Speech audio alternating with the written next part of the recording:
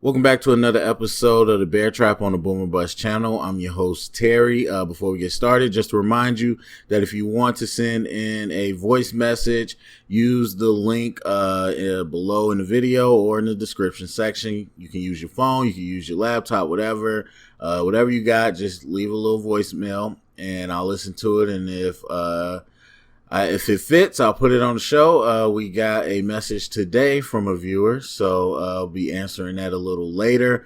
Obviously, if you like the content, consider supporting, going to the Patreon, using that link.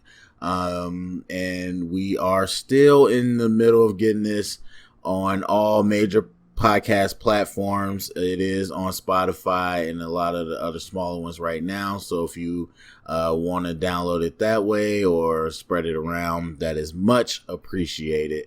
All right, so let's get into the topic today. Bears fans, I have to tell you, this obviously goes for everybody, but you know, we're Bears fans. There might not be any football, and you just have to understand that. To me, I thought that was a very natural, storyline, but seeing some people reacting to when they brought it up. I always pronounce his name wrong, Dr. Fauci, however you say it. But I saw a lot of people online going, not like, F this guy, F him, I'll beat him up, all this stupid stuff. Now, obviously, it's online, so you don't know if people are joking, but I've seen enough people in different places reacting that way to be like, wow, people are really mad at him, like as if it's his choice. He's just telling you the truth. And so with that conversation about he basically said he doesn't think football is going to happen this fall. And so people started talking about alternatives and everything of that nature. Here's the just plain facts of it.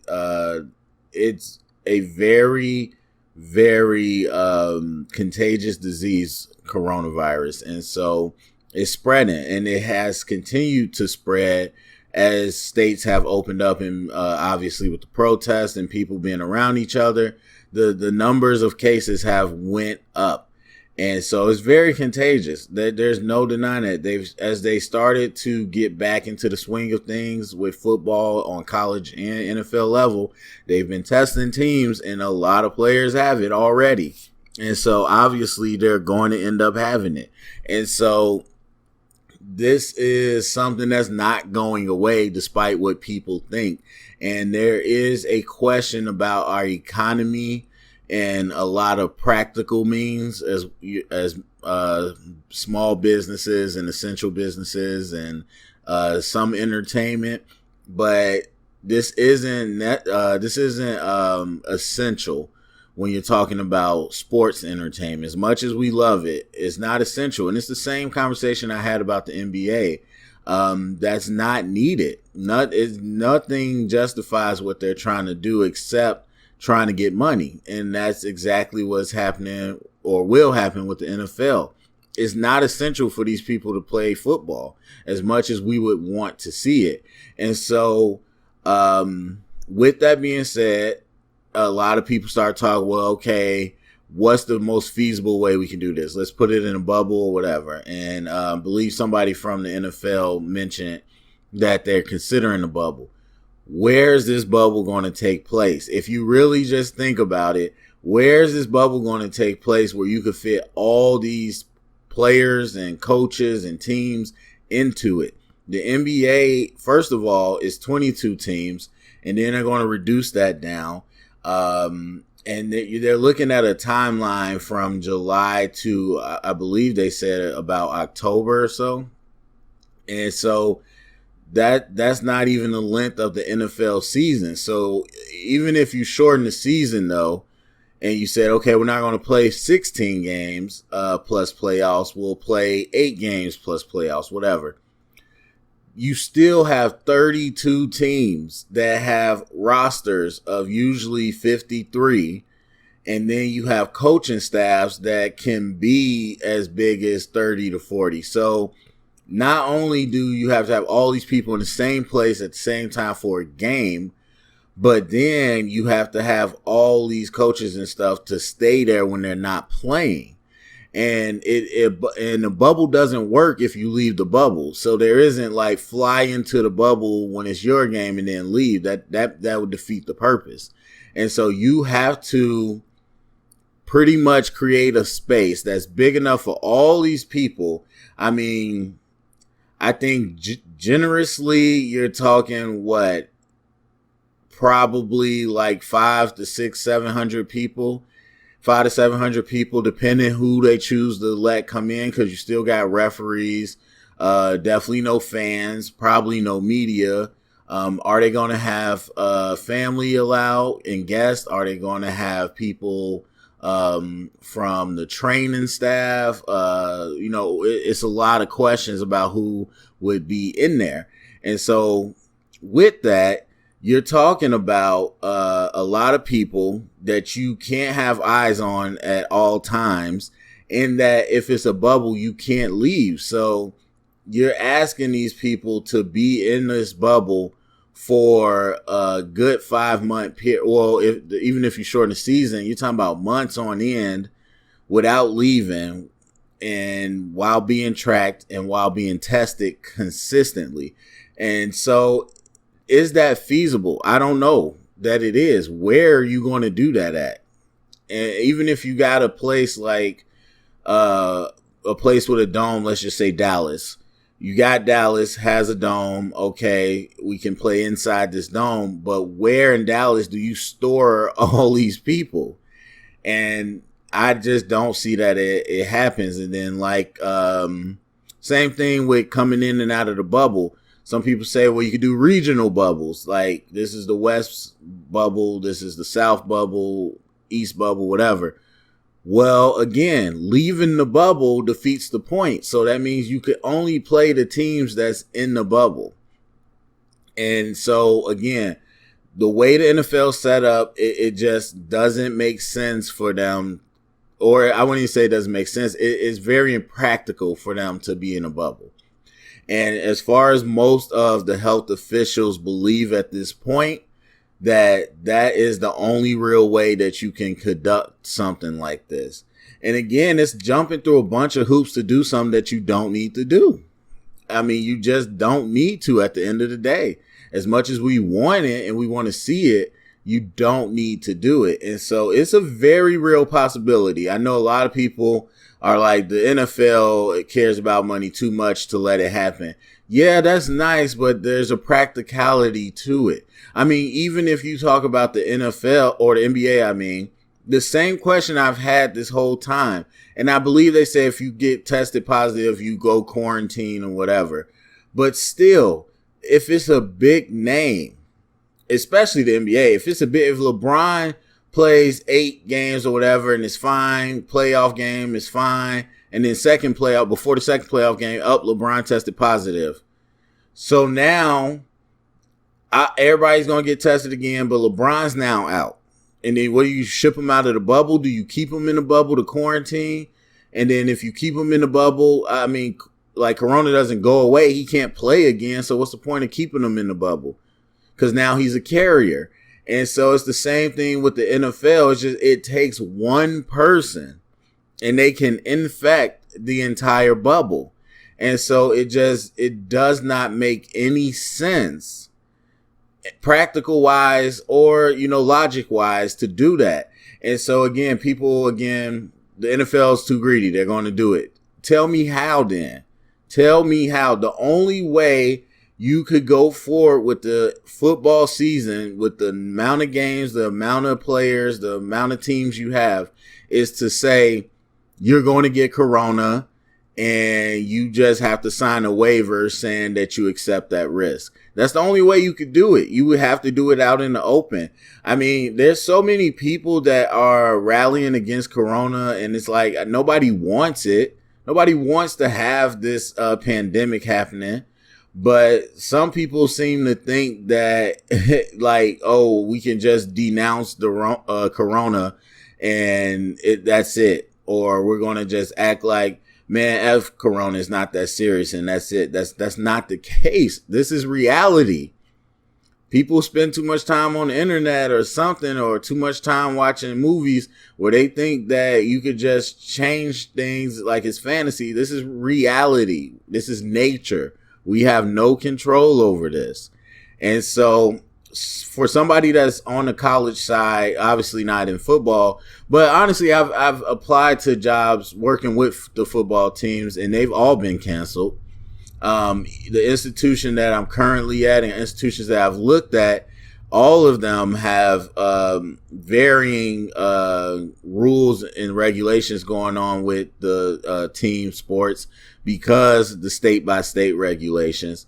But for the most part, there is not a lot happening. There's not a lot happening, and we're in June, the end of June. We're going into July. Like football season or the college football season is coming up. And so it is not looking good. And it's the same thing with the NFL. College football can't go traveling around, especially because these people are students. And so then they have to come back and be in classes with other people. It's just not feasible. It's not feasible whatsoever. Even if you do it and find a way to do it, as soon as someone gets positive, it's a wrap. So for all those people that are laughing it off, I would love for you to go to the comment section and let me know what you think is the solution. Because if you sit here and say it's going to happen, but I don't see a way, or I don't have a way it could happen, then you don't have an opinion. You don't have nothing to stand on. You just saying something with nothing to back it up. So if you really think there's a way you see in which this happens, then let me know. The only way I see in which it happens is if it's not even football that we're used to seeing. It'll be a shell of what football actually is. My recommendation is make all the teams play Madden, honestly.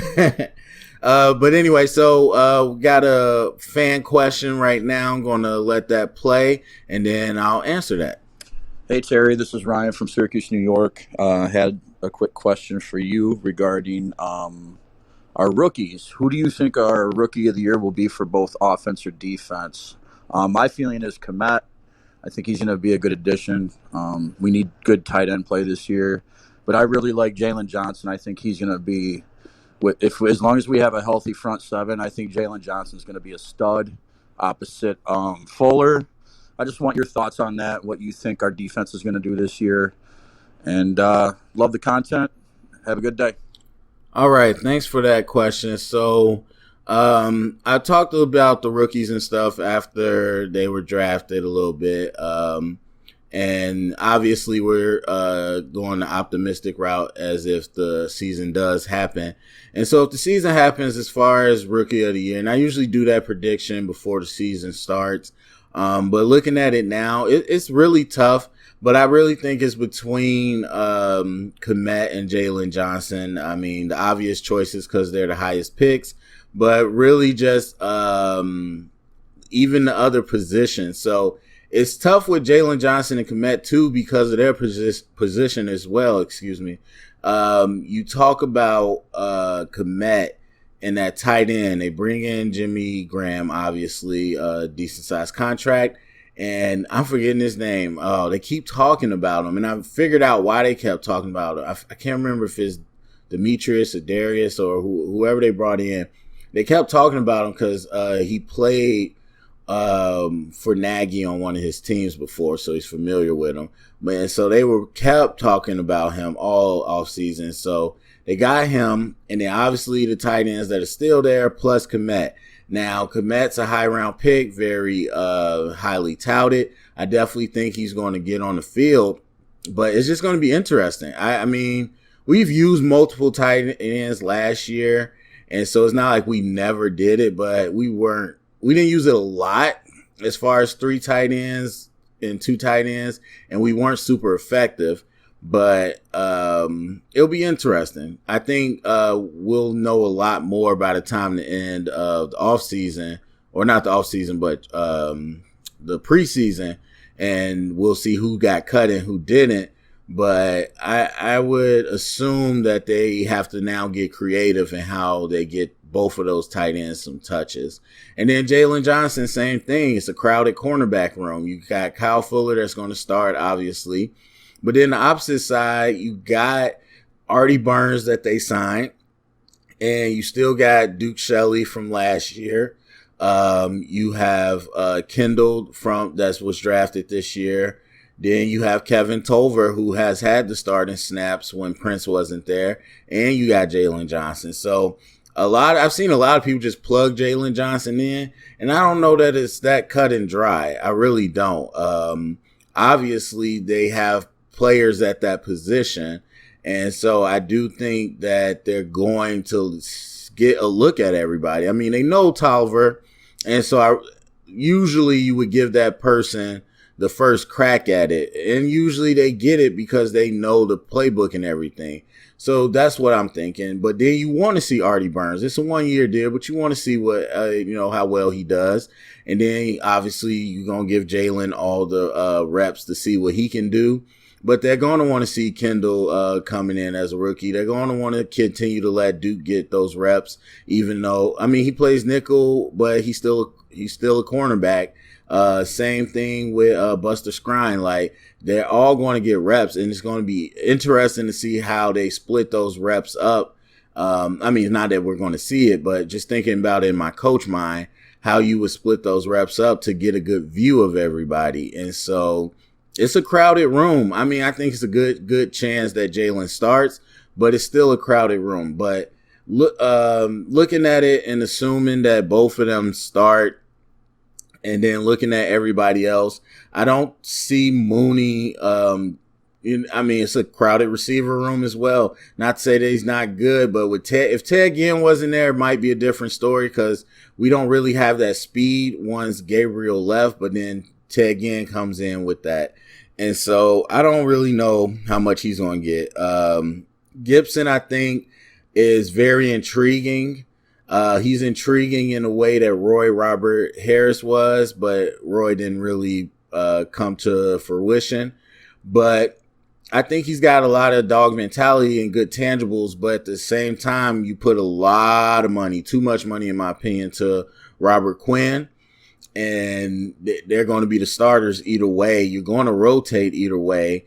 But with that much money on both sides, I just don't see Gibson getting a hell of a lot of playing time. And I think you could do damage with the playing time you have. And I do think he's going to be solid, but not enough to say he's our rookie of the year. And so, again, it falls to me to Kmet and Jalen Johnson. And so if they are getting an opportunity, I mean, Jimmy Graham's going to get his opportunities. Jalen, if he starts, he's that corner. And I think he's a hell of his own corner for what we like to do with quarters and cover two. I would probably have to say Jalen Johnson right now. Now, Kmet is going to get targets. Again, if there was no Jimmy Graham, that'd be, no decision to me. But Kmet's going to get targets, but it's going to go to other people as well. Plus, our quarterbacks aren't great. And so I think they're going to be good. And if we're just talking about rookies, I think it's a very good chance he'll be one of the more productive ones. But corners, they have a lot of invisible stats that don't show up. And so I think Jalen could really affect things as a starting corner as well, if he ends up with that spot. But I as I've said before, and I will continue to say, like, Kmet is going to be boosted up. Like, everything he does is going to be boosted up because everyone's going to be comparing it to the past. Like, everyone, like, even in the question, the good tight end play. What is good tight end play? As I've said before, that tight ends, receivers, anyone, they don't throw the ball to themselves. So this idea that since there weren't numbers from the tight end, that means the tight ends weren't playing good. That's just not true. It's just not true. It does not. I mean, I'm not saying that they didn't play poorly, but that's not a direct correlation. Those two don't equal each other. A tight end could be wide open every time. The tight end could have the ability to do anything, but if the ball doesn't go to them, it doesn't go to them. And so Trubisky likes forcing the ball to who he's comfortable with. I've said this. And any quarterback that panics will do that. And he liked forcing it to Allen Robinson. And many times to the detriment where he could have went somewhere else. And so you have limited time to look for options. Your eyes are going to go to who you trust. And Trubisky never trusted the tight ends. And so it'd be the same thing with Adam Shaheen. I've been saying this forever. It'd be one thing if Shaheen had like 50 drops or whatever and fumbled the ball or whatever it is, or got the ball and just never got any yak yards, whatever that is. That'd be one thing, but that isn't the case. The man barely has any targets. And part of that is him being hurt and everything, but people talk as if these tight ends just can't play. And so Kmet, by virtue of being a second round pick, having the quote unquote name, being from Notre Dame, being the highly touted prospect he was, the brass is going to emphasize to the coaching staff, get him the ball. And as Trubisky or Foles or anybody or any good quarterback, when you have a good tight end or a tight end you feel like, okay, I trust, they're going to start forcing him the ball, and Jimmy Graham. And so please do not get it confused. Kmet, if he's healthy, will get those chances and we'll see what he does.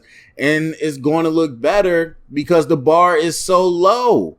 And so they're going to be like, see, we told you, Kmet. We told you Kmet was good. We told you we needed a great tight end. That was the part we were missing. That's not what it is. That's not what it is. And so if you watch the film, you watch what Trubisky throws to, you watch who he even looks at, he didn't go to the tight ends because he didn't trust them, or for whatever reason, he didn't do it. And we'll never know because now we have two new tight ends. And again, it's all about shifting blame. Oh, it's the tight end's fault. We didn't have good tight ends. Now, the receivers, first of all, a lot more people giving Allen Robinson all this credit. And you can't ever stop hearing people talk about how good Javon Williams is going to be and Riley Ridley. And it's just like, oh, man, these receivers. Yet they were the ones dropping all the passes. Now, if we want to start throwing rocks at them, I can understand because they got opportunities, got chances, and they led the league in drops, or at least most of the year.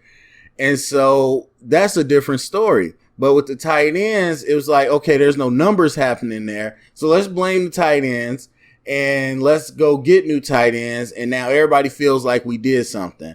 And it's like, that's not exactly what the problem was. The problem was bigger than just the tight ends. It wasn't like, oh, this tight end can't run a route, so obviously that's what's wrong with our offense. That's not the case. However, I will say every tight end's blocking was an issue. And Kmet is a solid blocker. He wasn't the best blocker in the draft, but it will be interesting to see how much he helps improve. And Jimmy Graham's underrated as a blocker later in his career. So it'll be interesting to see how we use the tight ends in a blocking game, and that might change things. But so I think putting on equal territory right now would go Jalen Johnson as our rookie, just because as a corner you have probably more potential to affect things on the defense schematically, even if it's ways fans won't see. And I know tight ends have direct numbers where people could just look at the numbers, but I think Jalen Johnson, if he's as good in zone as they believe he is, and he's shown to be, I think he could be a real big boost. Because if we could do what Kyle Fuller does and is able to drive on the ball and make quarterbacks hesitate and go long into our safety coverage, that would be huge for us. So that's how I feel. All right, so that's it for me. Go down in the comment section. Let me know what you think. If there is no, I didn't even bring this up. If there is no football, what would you do? How would you spend that time? And who do you think will be our top rookie? Go to the comment section, start that conversation, share it around, thumbs up, subscribe, and remember, stay up and bear down.